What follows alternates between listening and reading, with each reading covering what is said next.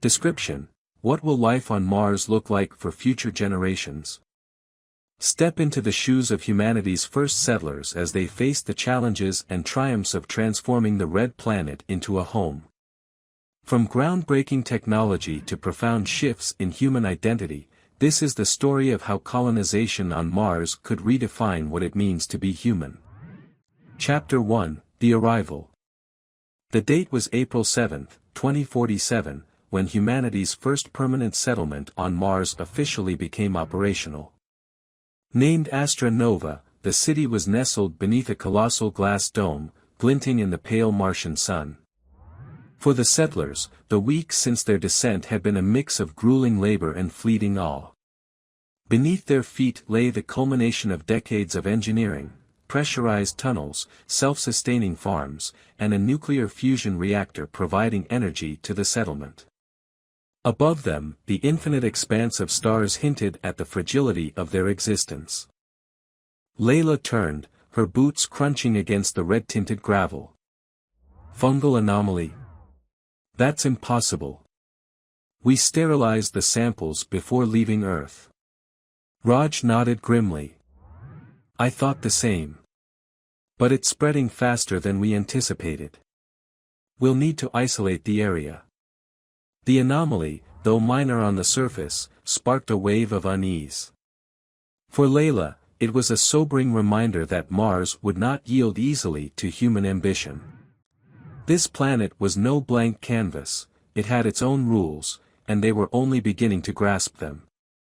That night, as the settlement's artificial night cycle dimmed the lights, Layla sat in her quarters reviewing data. A faint hum of machinery filled the air. The isolation of Mars wasn't just physical, it was psychological. Astra Nova's 100 settlers were a microcosm of humanity, tasked with thriving in an environment that seemed to reject life. Looking at the fungal anomaly report, she muttered to herself, life always finds a way. Even here. Chapter 2: Challenges of a New World. Life on Mars was nothing like life on Earth. Water was harvested from the subsurface ice deposits, filtered and recycled meticulously. Food was cultivated in hydroponic farms, where every nutrient was measured to the gram. Every breath taken inside the dome depended on oxygen-generating algae and the stability of the settlement's life support systems. Children had yet to be born on Mars, but the question of their eventual existence was already a topic of debate. Some argued that Mars-born humans would adapt biologically over generations, developing traits to survive its gravity and radiation. Others warned that altering humanity's biology might create a rift between Earthlings and Martians.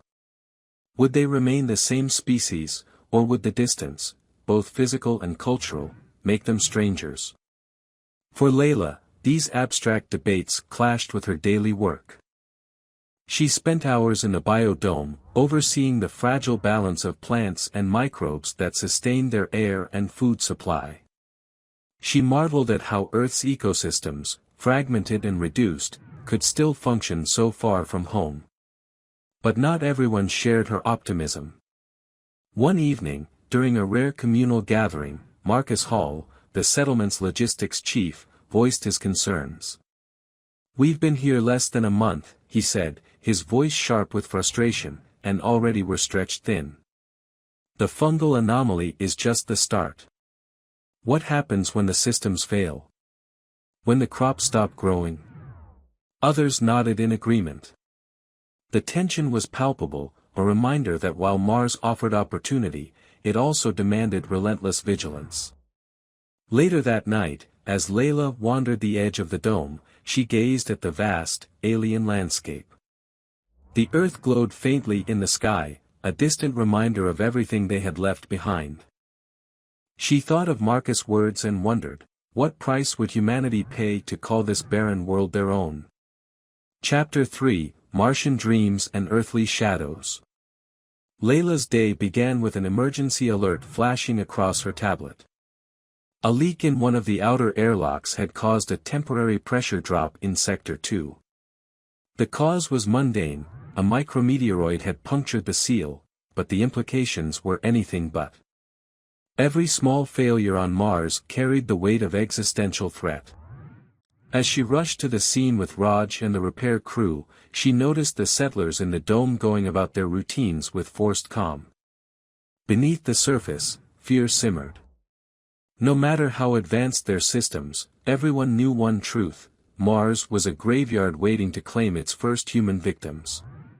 At the site, the airlock's metal frame was riddled with tiny dents. Raj frowned as he scanned the damage.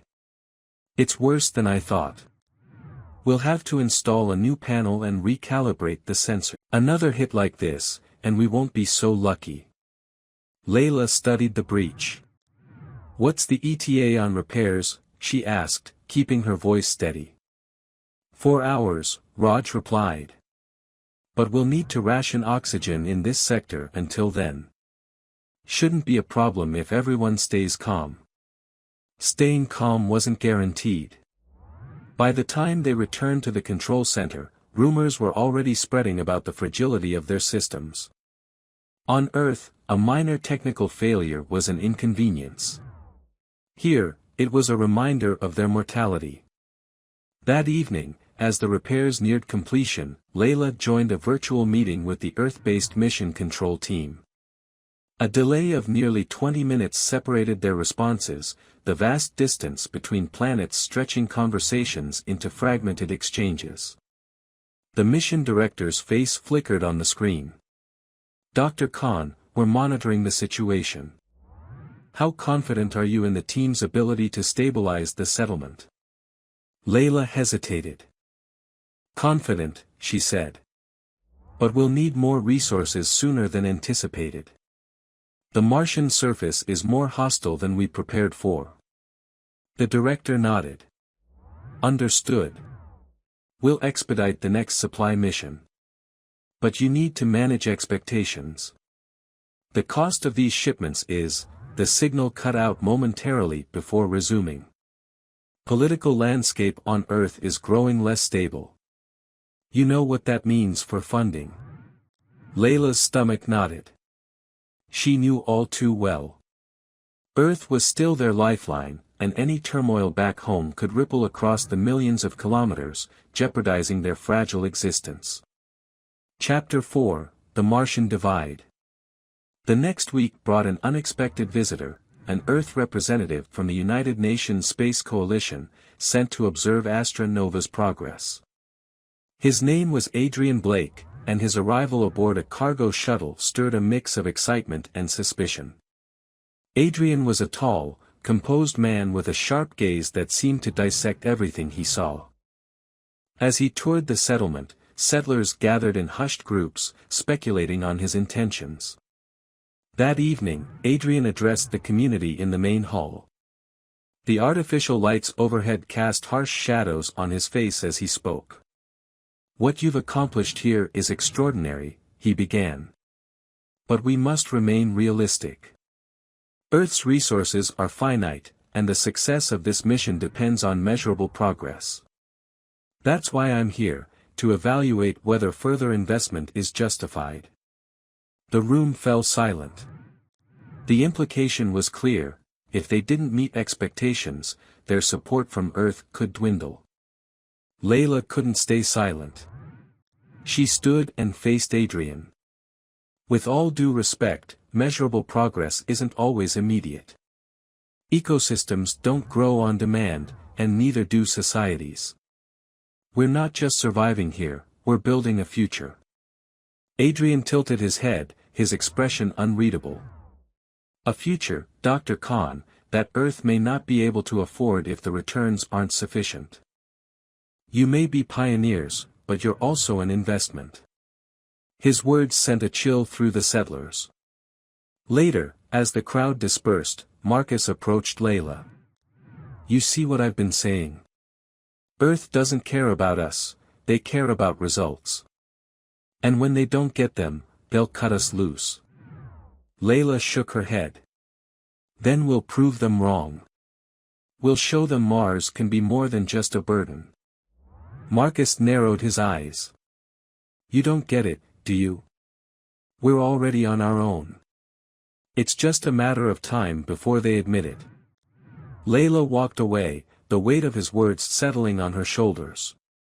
For the first time, she questioned whether their dream of transforming Mars was more fragile than she dared admit. Would they be abandoned, left to fend for themselves on a planet that seemed intent on testing their every resolve? Or could they, against all odds, prove they deserved their place among the stars? Chapter 5, Seeds of Rebellion. The days following Adrian Blake's visit brought a shift in Astra Nova. The settlers, once bound by a shared sense of purpose, began to split into factions.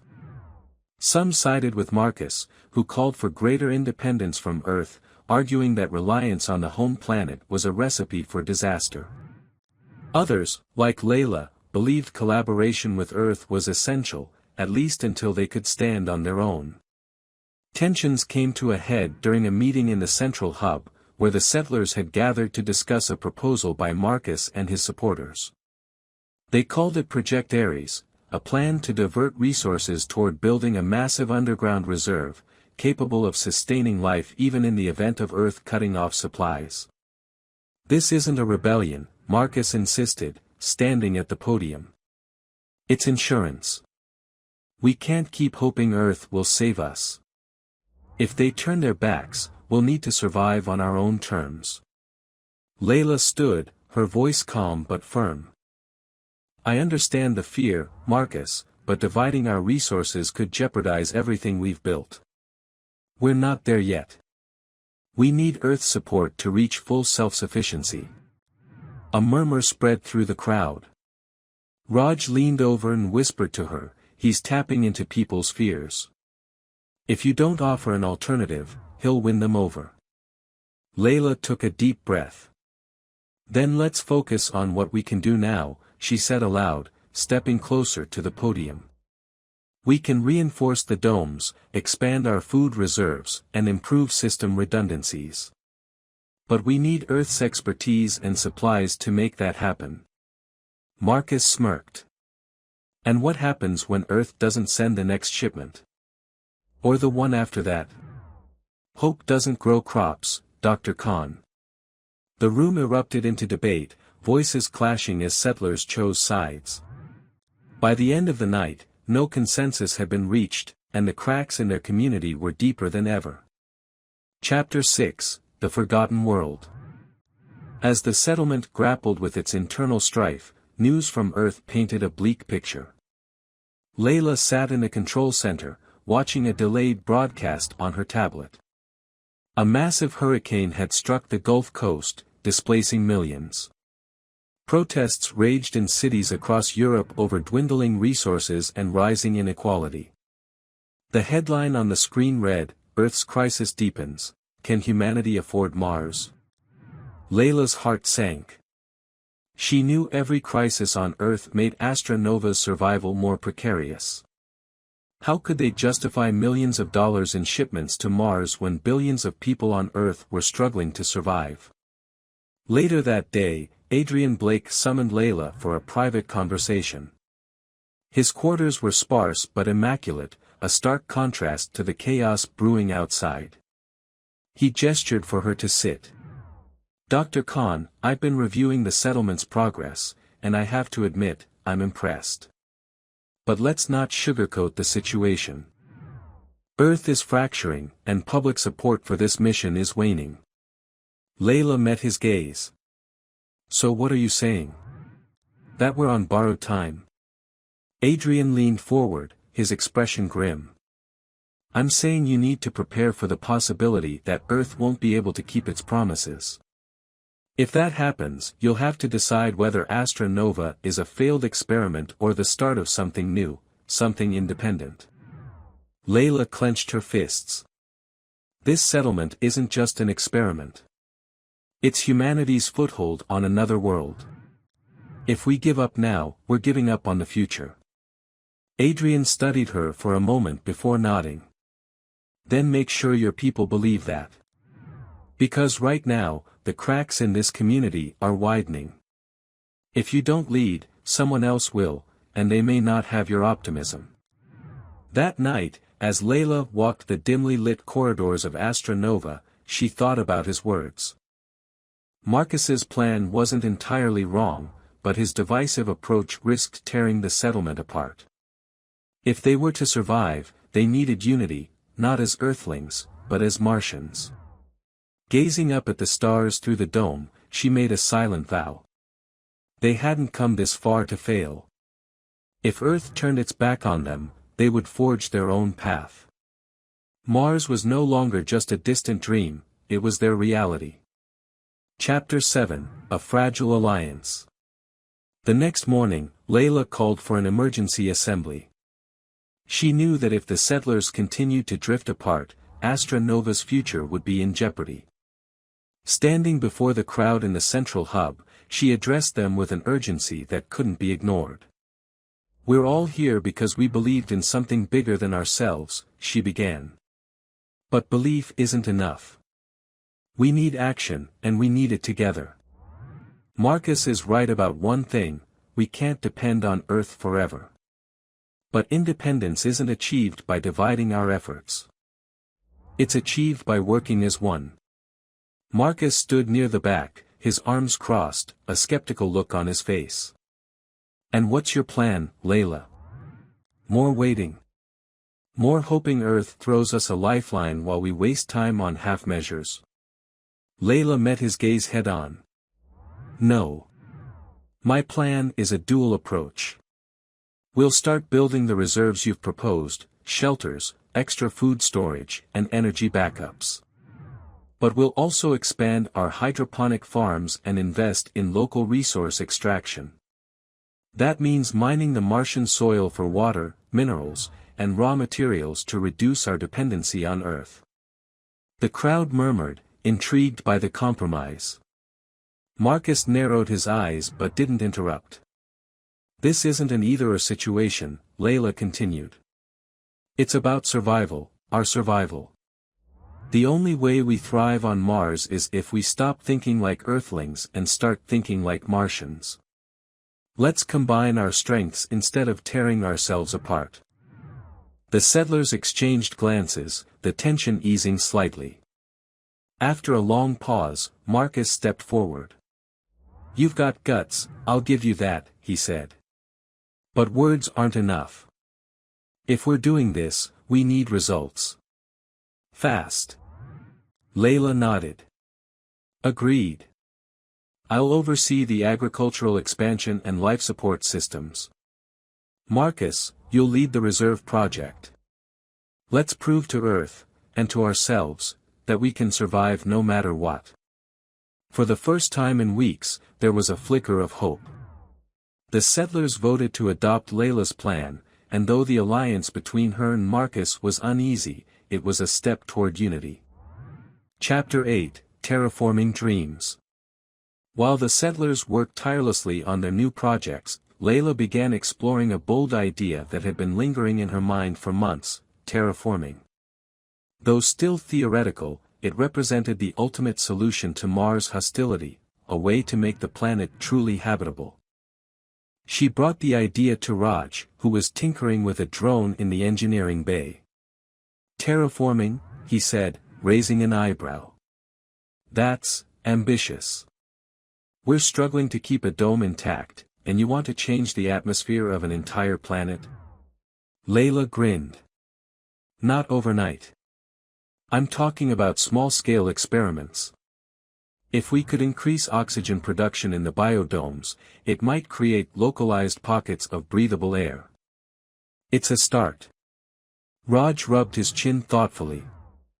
"I like the idea, but we'd need a lot more algae and plant life. Not to mention figuring out how to deal with the carbon dioxide levels outside." "That's why we start small," Layla said. "We test the concept inside one of the unused domes. If it works, we scale up. Imagine what it would mean to the settlers if they could step outside without a suit, even for a minute." Raj nodded, a spark of excitement in his eyes. "All right, I'll help you. But if we blow ourselves up with an algae overload, it's on you."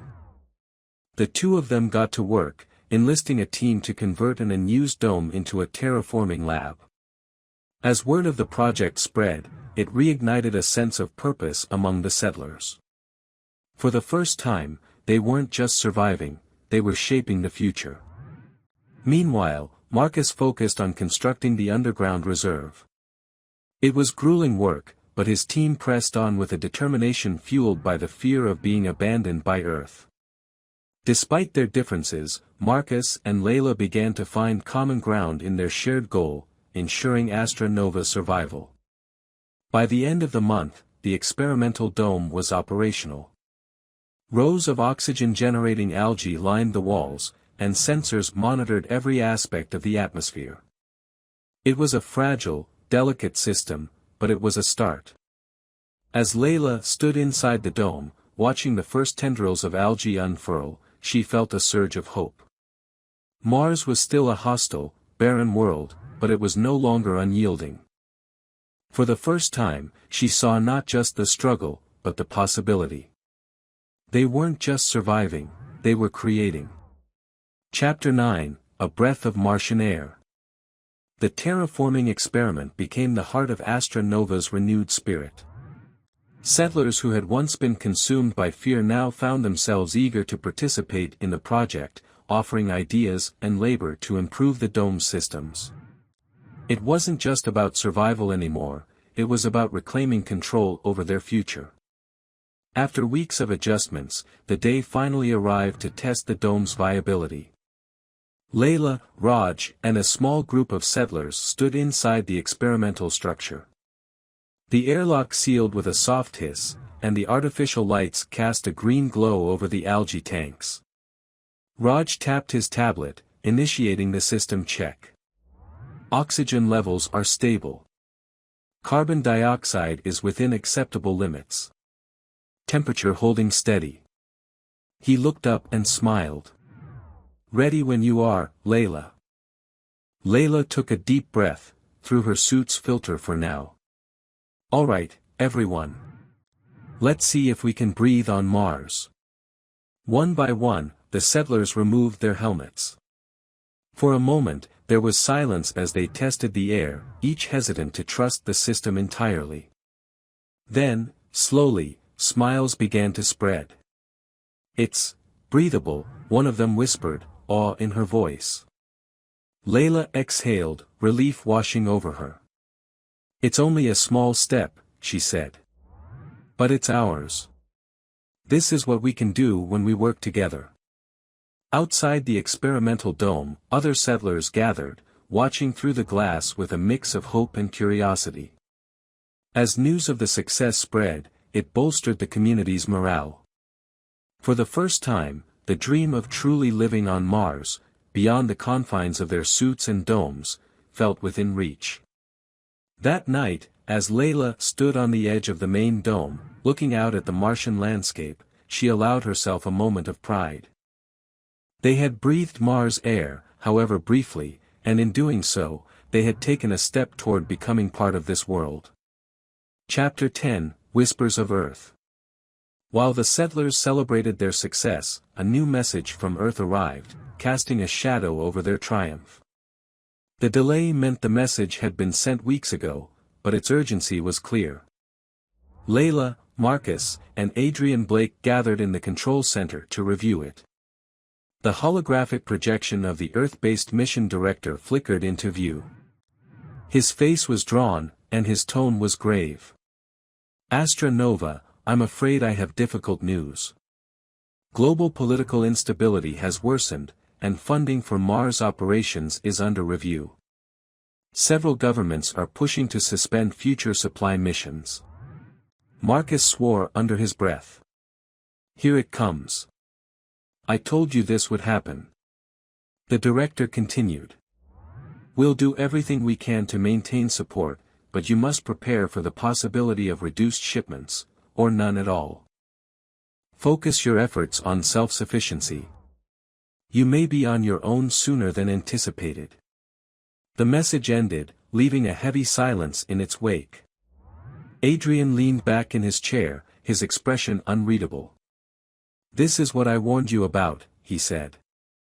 Earth can't save you. If you want to survive, you need to stop thinking like dependents and start thinking like pioneers. Marcus turned to Layla. This is it. Earth's giving up on us, and you're still clinging to the idea of collaboration. What now? Layla held his gaze, her mind racing. She felt the weight of her earlier choices, the compromises she'd made to keep the settlement unified. But now, it was clear, their time to rely on Earth was over. Now, she said, her voice steady, we double down.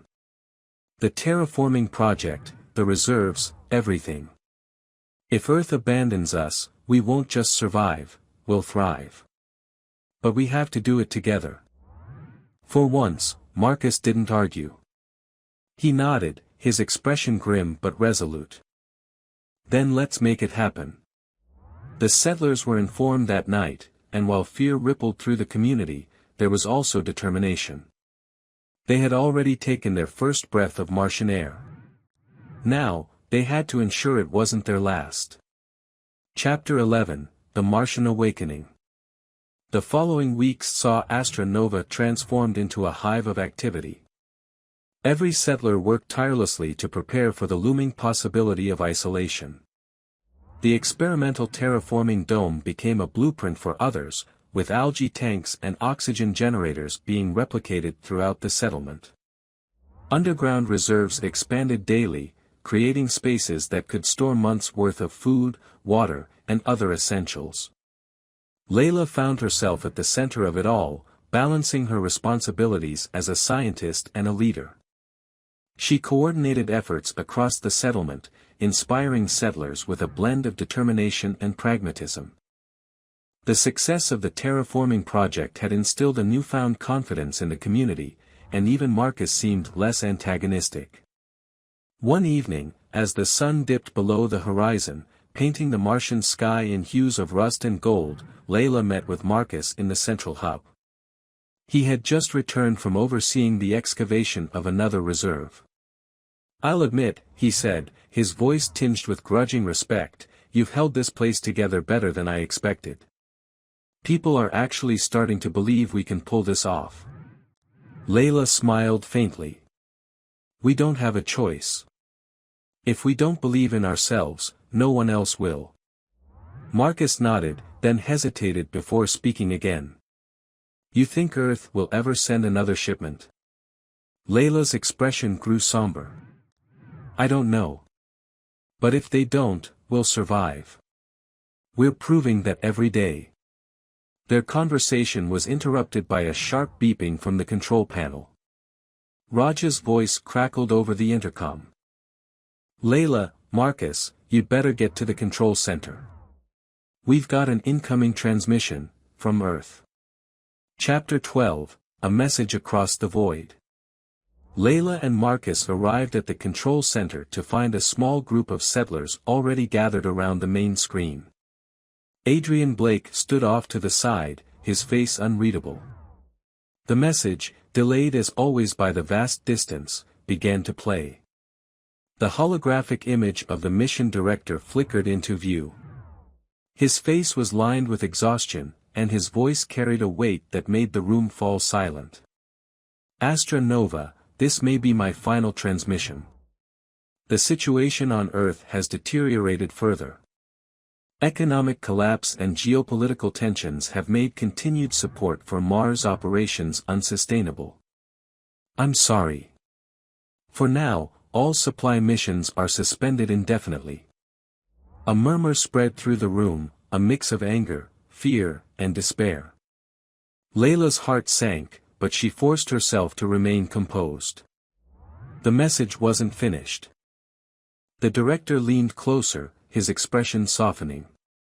"What you've accomplished on Mars is remarkable. You are pioneers, a testament to humanity's resilience. If this is the end of our support, know that you carry the hope of our species. Survive.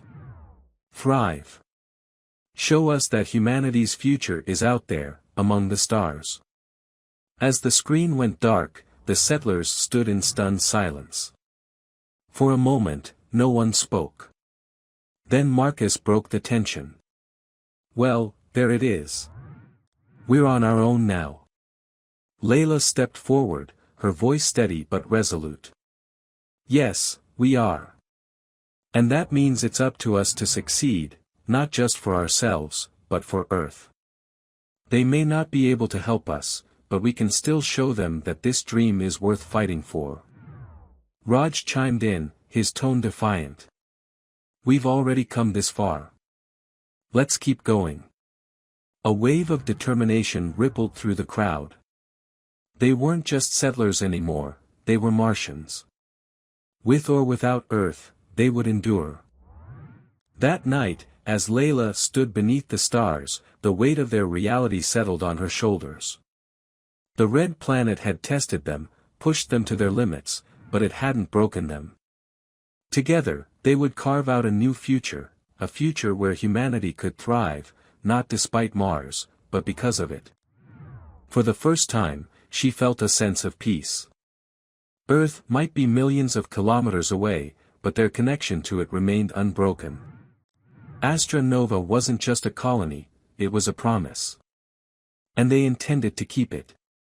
Chapter 13, The First Martian Generation. As the weeks turned into months, Astra Nova began to evolve. The settlers no longer referred to themselves as Earthlings. The term felt foreign, tied to a world that had abandoned them. Instead, they embraced a new identity, Martians. Layla noticed the shift most profoundly in the younger settlers. Those who had arrived as teenagers were now in their early 20s, coming of age in a world unlike anything humanity had ever known. Unlike their parents, who clung to memories of blue skies and oceans, the younger generation saw Mars not as an exile but as a home. One of these young settlers was Maya, an 18-year-old engineer who had grown up in Astra Nova. She approached Layla one day with an idea that startled her. Dr. Khan, Maya began, holding up a tablet displaying a series of blueprints. I think we should start building habitats outside the domes. Underground shelters are great, but if we can expand above ground, we'll need less energy to maintain them. Layla frowned. Mars' surface is still too hostile. The radiation alone would make it unlivable. Maya smiled, undeterred. Not if we use regolith as a natural shield. We've got the technology to 3D print structures using Martian soil. I've already run simulations. It's doable. Layla studied the plans, impressed by Maya's ingenuity. It's ambitious. But if it works, it could be a game changer. Let's test it. The project, dubbed Phoenix Habitats, quickly gained momentum. It symbolized more than just a practical solution, it was a declaration that Mars was no longer a temporary refuge. They were here to stay. Chapter 14, Martian Legacy. The day the first Phoenix habitat was completed marked a turning point for Astra Nova. The settlers gathered to watch the unveiling of the above-ground structure, a sleek, dome-like building reinforced with layers of compressed regolith. Its design echoed the rocky, resilient landscape of Mars itself. Maya, standing beside Layla, beamed with pride as the crowd erupted into applause. It's beautiful, Layla said, placing a hand on Maya's shoulder. You've given us more than just a building, you've given us a future. Over the following months, more Phoenix habitats were constructed, and settlers began moving into them, freeing up space in the main domes. The settlement expanded, growing into a true city. For Layla, the transformation of Astra Nova was bittersweet. She often thought of Earth, of the people they had left behind, and of the message the mission director had sent them. She wondered if anyone back home knew of their progress, or if humanity had turned its gaze inward, forgetting the bold dream of colonizing the stars. One evening, she found herself at the edge of the settlement, staring out at the Martian horizon. The sky was dotted with stars, and Earth was just a faint blue speck. Raj joined her, carrying a small box. "What's this?" she asked as he handed it to her. Raj grinned. Something to mark the occasion. Open it. Inside was a small plaque, engraved with the words, Astra Nova, First City of Mars. Founded 2047. By the hands of many, for the hope of all. Layla felt a lump in her throat. It's perfect, she said softly. Raj nodded. We did it, Layla. We're not just surviving anymore. We're building a legacy. As they placed the plaque at the settlement's entrance, Layla felt a profound sense of purpose. Astra Nova wasn't just a city, it was a symbol of humanity's resilience, a beacon of hope shining across the void. Mars had changed them, but it had also made them stronger. They were Martians now, and their story was just beginning. Chapter 15, The Martian Future. The years passed, and Astra Nova continued to grow, evolving into a bustling hub of innovation and adaptation. What had once been a single dome was now a network of interconnected habitats, tunnels, and terraforming experiments that spanned kilometers. The settlers, Martians, had learned not only to survive but to thrive. Layla, now in her mid-40s, had become a revered figure in Astra Nova. Her vision and leadership had guided the settlement through its most challenging moments. But as she looked out over the growing city, she knew her work was far from over. The first generation of Mars-born children, known as the Martian generation, were beginning to come of age. These children were different, not just in their physical adaptations to Mars' gravity but in their mindset. They had never seen Earth, and for many, it was a distant, almost mythical place. One of these children, 12-year-old Aaron, approached Layla during a community gathering. His brown eyes sparkled with curiosity as he asked, Dr. Khan, what was Earth like? Is it true that the sky is blue and the air is everywhere?